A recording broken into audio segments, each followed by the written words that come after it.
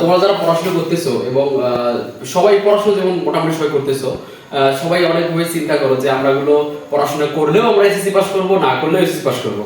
হ্যাঁ, তুমি পড়াশোনা করলেও এসএসসি পাস করবা, না করলেও এসএসসি পাস করবা, কিন্তু এক্ষেত্রে আমি তোমাদের একটা উদাহরণ দিই। তুমি যদি ঢাকা থেকে যদি চট্টগ্রাম যাও, আমি যদি তোমাকে একটা বাস দেই যে তুমি ঢাকা থেকে চট্টগ্রাম যেতেছো, এখন তোমাকে যদি চোখ খোলা রাখি, তুমি যদি ঢাকা থেকে চট্টগ্রাম যাও তাও যেতে পারবে। আমি যদি তোমাদের বাসের মধ্যে তুলে দেই, দিয়ে যদি তোমার চোখটা বেঁধে দেই, তারপর তুমি ঢাকা থেকে কিন্তু চট্টগ্রাম যেতে পারবা। এবং এখান থেকে তোমাকে যদি ওই চট্টগ্রামে এক ব্যক্তি এসে তোমাকে প্রশ্ন করে যে ভাই তুমি ঢাকা থেকে চট্টগ্রাম আসলে তুমি এখানে কি কি দেখে আসলে, তুমি যদি চোখ খোলা রেখে সেই ঢাকা থেকে চট্টগ্রাম যাও, তাহলে তুমি বলতে পারবা যে আমি রাস্তাঘাটে এতগুলো বাস দেখছি, এতগুলো মানুষ দেখছি, এই সুদর্শন জায়গাগুলো দেখছি। কিন্তু তোমার যদি চোখ বেঁধে দিয়ে যদি ঢাকা থেকে চট্টগ্রামে পাঠানো হয়, তাহলে তুমি কিন্তু সকালই বলবা যে আমি কিছুই দেখিনি, কিন্তু আমি কি করছি, শুধু অন্ধকার আর অন্ধকার দেখছি।